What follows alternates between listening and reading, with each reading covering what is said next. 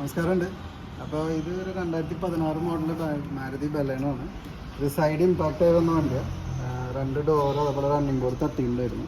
അപ്പോൾ നമ്മളിപ്പോൾ കസ്റ്റമർ അത് ഇൻഷുറൻസ് ക്ലെയിം ചെയ്യാണ്. അപ്പോൾ നമ്മളിപ്പോൾ റണ്ണിങ് ബോർഡ് റീപ്ലേസ് ചെയ്യാണ്. പിന്നെ ഡോർ ഇത് ഈ ഇമ്പാക്റ്റ് ആയ സ്ഥലമൊക്കെ നമ്മൾ കറക്റ്റ് ലെവൽ ചെയ്തിപ്പോൾ പുറത്തേക്ക് എടുത്ത് ഇതിൻ്റെ പാച്ചിങ് ടിങ്കറിങ് വർക്കൊക്കെ കഴിഞ്ഞിട്ടുണ്ട്.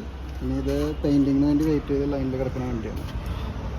പിന്നെ ഈ ഫെൻഡർ നമ്മൾ അടിക്കേണ്ടത്. അങ്ങനെ 4 സൈഡ് നമുക്ക് 4 പാനൽ ഈ സൈഡിൽ നമുക്ക് ക്ലെയിമിൽ കിട്ടിയിട്ടുണ്ട്. പിന്നെ ഇത് കഴിഞ്ഞ ദിവസം ടൊയോട്ട എറ്റിയോസ് 2019 മോഡൽ എറ്റിയോസ് നമുക്ക് റിയർ ഇമ്പാക്റ്റ് ആയിട്ട് വന്ന വണ്ടിയാണ്. അതുപോലെ ഡിക്കി ഈ ഡിക്കി അതുപോലെ ബമ്പർ ഒക്കെ ഇടിച്ചുള്ളിലേക്ക് പോയിട്ടുണ്ടായിരുന്നു.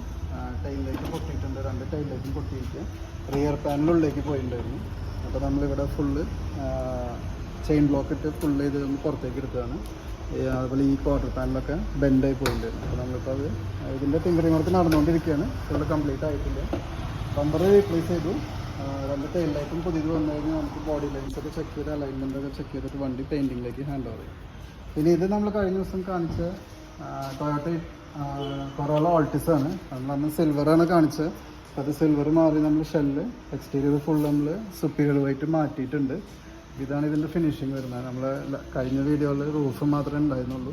അപ്പോൾ നമ്മൾ എക്സ്റ്റീരിയർ ഫുള്ള് ചെയ്ത് തീർന്നിട്ടുണ്ട്. ഇനി ഇതിൻ്റെ പാനൽസ് കംപ്ലീറ്റ് ചെയ്യാനുണ്ട്. പാനൽസ് മറ്റേ 2 ഡോറും ബോണറ്റും ഡിക്കൊക്കെ ഇപ്പോൾ ബൂത്തിൻ്റെ ഉള്ളിലുണ്ട്. അവരത് ഡ്രൈവിങ്ങിന് വേണ്ടി ഇട്ടേക്കണം. ഇതാണ് ഇന്നത്തെ വർക്കുകളൊക്കെ.